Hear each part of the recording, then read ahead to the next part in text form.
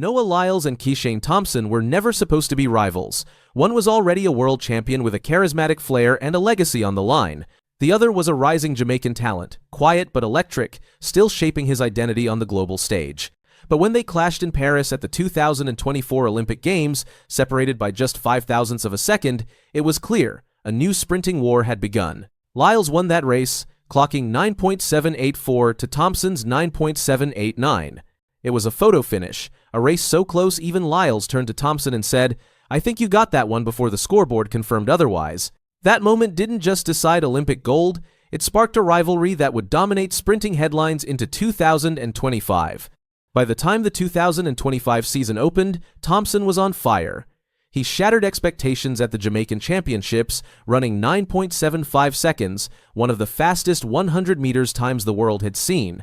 Meanwhile, Lyles was recovering from a foot injury that had kept him sidelined for 3 months. The gap was closing, and fast. Their rematch at the Silesia Diamond League meet in August 2025 brought anticipation to a boil. Thompson edged Lyles 9.87 to 9.9. Though it wasn't a record-setting time, it was symbolic.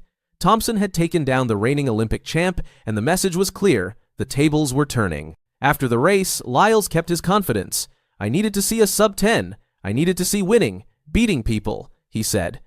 "I took out some really big heads today." He was getting stronger with each race, and his words carried the fire of a champion hungry for redemption. But it was Thompson's response that set the internet ablaze. When asked about Lyles's claim that he had Thompson in his pocket, Thompson grinned and said, "My pocket's going to be so far ahead next time, so let's see." Fans knew what was coming. A showdown at the World Championships in Tokyo, where pride, legacy, and speed would collide in a race destined for history. As the World Championships approached, the buzz around Lyles versus Thompson reached fever pitch. Lyles, known more for his 200 meters dominance, had never lost a global 100 meters final. Thompson, on the other hand, was becoming Jamaica's new golden hope. Since Usain Bolt's retirement, no Jamaican man had taken 100 meters gold at Worlds. Until now, at least one man had the chance to change that. But Tokyo wasn't just about two men. With the world watching, including Bolt himself in the stands, a third force emerged: Seville. He had largely flown under the radar while the media focused on the Lyles-Thompson drama. But Seville, just 24, had quietly been fixing his flaws, especially his final 30 meters. As the gun fired in Tokyo, he exploded out of the blocks, surged ahead mid-race, and maintained that lead to the finish. He crossed the line in a blazing 9.77 seconds. Thompson's in the driving seat here, but watch Seville on the near side. It's ever so close. Seville from Thompson. Lyles at last is... In that moment, Seville didn't just win gold. He shocked the entire stadium. He became Jamaica's first world champion in the 100 meters since Bolt in 2015. The script had flipped. Lyles and Thompson were left to settle for silver and bronze, Thompson clocking 9.82, Lyles with 9.89. Thompson was gracious but clearly disappointed.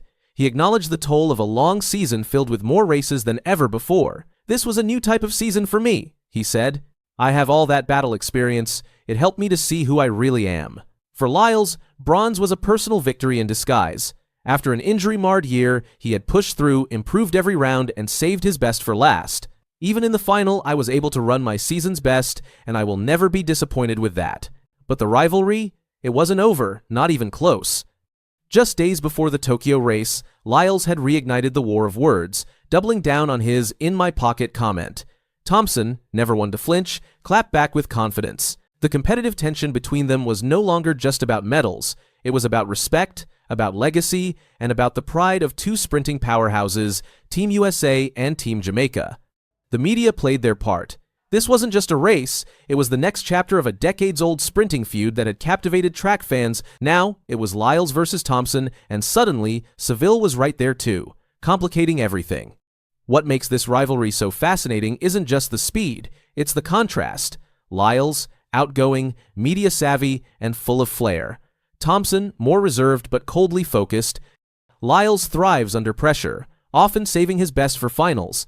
Thompson builds momentum, race by race, refining every detail. In many ways, this rivalry represents more than just athletic performance.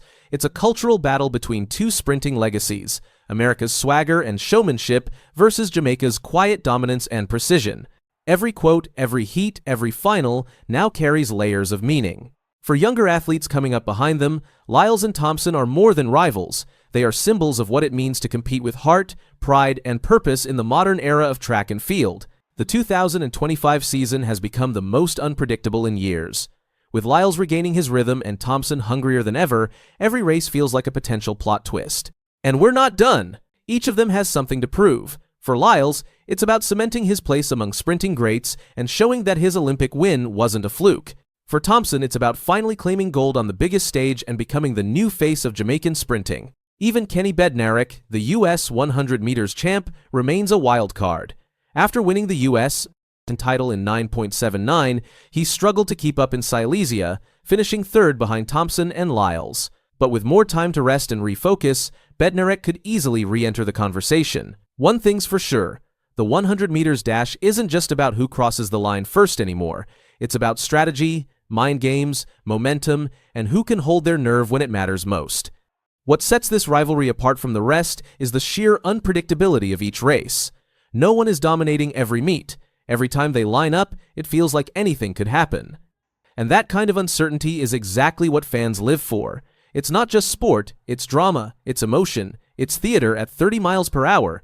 Young fans are already drawing comparisons to historic sprint rivalries, while older generations are revisiting Bolt's reign through the lens of this new era.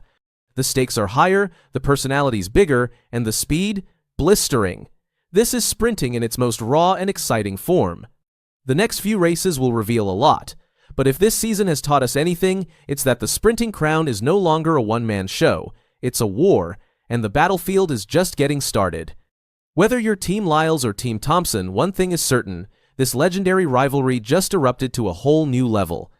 And it's far from over. Ever so close, Seville from Thompson, Lyles at last is beaten. Not first place, no. Still having a smile on your face. A huge smile. It's a crazy season. Injuries, rushing the season, using a lot of those rounds. Noah Lyles isn't the fastest anymore. Just months ago, he was on top of the world. Now he's struggling to stay on the podium. And two new names have taken over the 100-meter spotlight, and neither one is Lyles. How did it all fall apart so quickly? Kishane Thompson, once an under-the-radar Jamaican sprinter, has stunned fans and rivals alike by clocking a blistering 9.75 seconds. Kenny Bednarek, previously known more for his 200-meter finesse, has stepped up with a powerful 9.79. Both men are running faster, more consistently, and with more hunger. Meanwhile, Lyles, with his recent 9.89, is not just falling behind, he's falling off the radar. Noah Lyles was once crowned the world's fastest man, a title that came with weight, legacy, and global recognition. Known for his blistering pace in the 200 meters and growing dominance in the 100 meters, Lyles seemed unstoppable. But in the fast-moving world of elite sprinting, things change quickly. Now, a new wave of competitors is not just challenging him, they're outrunning him. Kishane Thompson and Kenny Bednarek have emerged as serious threats, leaving Lyles struggling to hold his position in a field he once ruled. At his peak, Lyles was unmatched in the 200 meters. His explosive finish, smooth technique, and charismatic presence made him a fan favorite and a consistent champion. In 2022 and 2023, he ruled the track, clocking a jaw-dropping 19.31 inches the 200 meters, the third fastest of all time.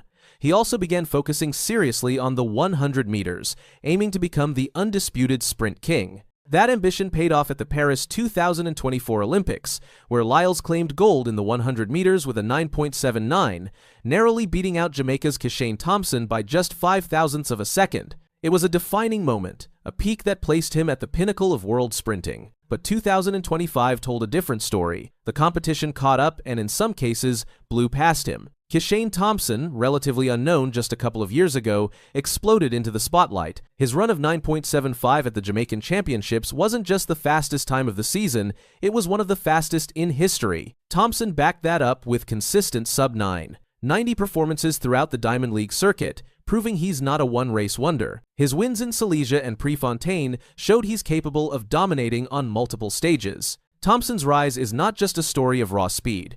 It's a story of timing, momentum, and relentless focus. In 2024, he nearly snatched Olympic gold from Lyles. In 2025, he came back stronger, faster, and more determined.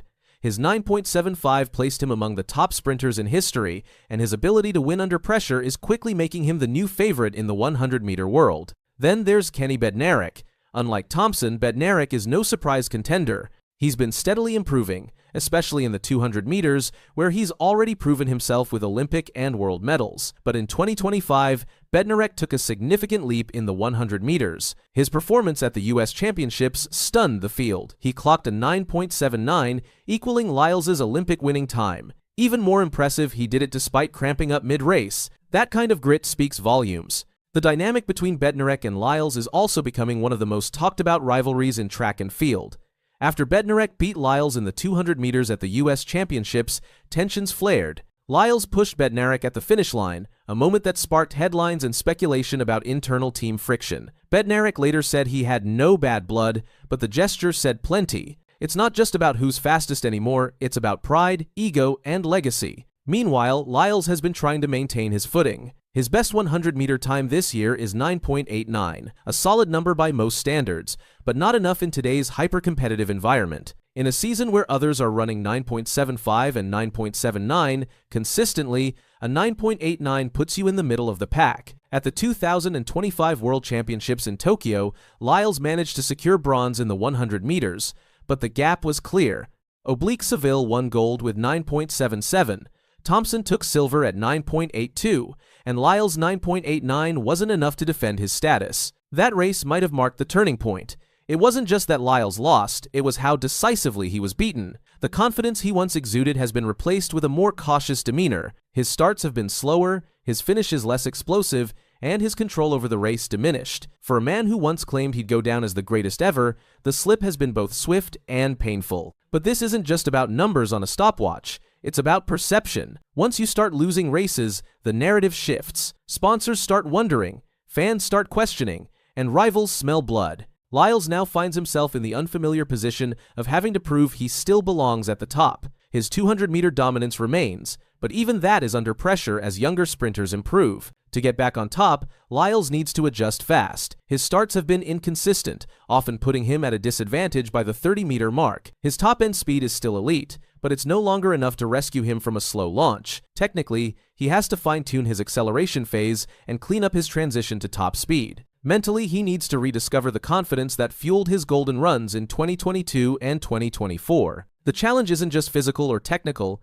it's psychological. He's facing rivals who are faster, younger, and more fearless. Thompson has shown no fear of Lyles, beating him repeatedly in 2025. Bednarek has publicly stated his desire to be the best, and he's backed it up with results. Lyles, meanwhile, has struggled to find consistent footing. If Lyles wants to reclaim his place, the next few months are critical. He needs to win, and not just in the 200 meters. He needs to show he can beat the best over 100 meters again. That might mean adjusting his training, changing strategy, or simply finding a new mental edge. Whatever it takes, the window is closing fast. The sprinting world is moving on, whether Lyles is ready or not. Kishane Thompson is not waiting for permission. He's seizing every opportunity. Kenny Bednarek is no longer a side character. He's a legitimate contender. And with Seville, Ferdinand Omanyala, and other young sprinters entering the scene, the field is only getting more crowded. This isn't just a race against competitors, it's a race against time. Lyles is 28 now. He's entering the phase of his career where sprinters traditionally start to decline. That doesn't mean he's done. But it does mean every season counts more than the last. Every race is a statement. Every loss stings harder. The 100 meters is one of the most unforgiving events in all of sports. A fraction of a second is the difference between legend and forgotten. Right now, Lyles is at a crossroads. He can either adjust, fight, and reclaim his throne, or fade into the shadow of the new generation.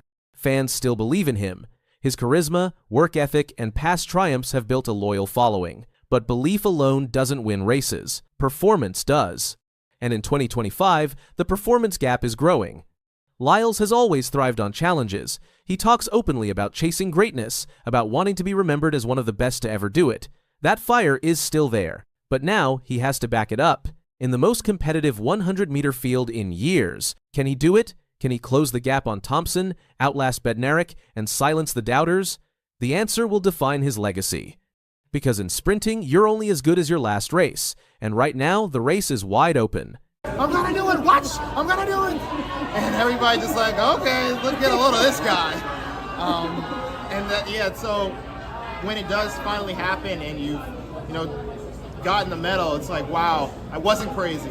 At just 28 years old, Noah Lyles has already conquered the sprinting world. With Olympic gold medals, multiple world championship titles, and an American record in the 200 meters, he has built a legacy many sprinters only dream of. But in a bold new interview, Lyles sent shockwaves through the athletics world with a statement so bold it left the entire athletics world reeling. He hinted at something game-changing, something that could shake Usain Bolt's legacy to its core. During the 2025 World Athletics Championships in Tokyo, where he won gold in the 200 meters for the fourth consecutive time, Lyles was asked whether Bolt's record could ever be touched. His answer was direct and unapologetic. "Bolt's record is going down. I know that I'm going to break it," he said. For Lyles, it's not a matter of if but when. He went further, pointing out the way fans react when athletes aim for greatness. The second most popular favorite hobby of humans after watching somebody achieve greatness is watching them fail.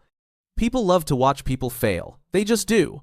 I don't know why. It's just if somebody says they want to do something great, someone's right there next to say they can't do it. Then, with trademark confidence, he added, "I can give zero cares about what other people think, because they don't know me, they don't know my story, they don't know what I do, they don't know how hard I work, how talented I am. But I know. I'm going to motivate myself regardless.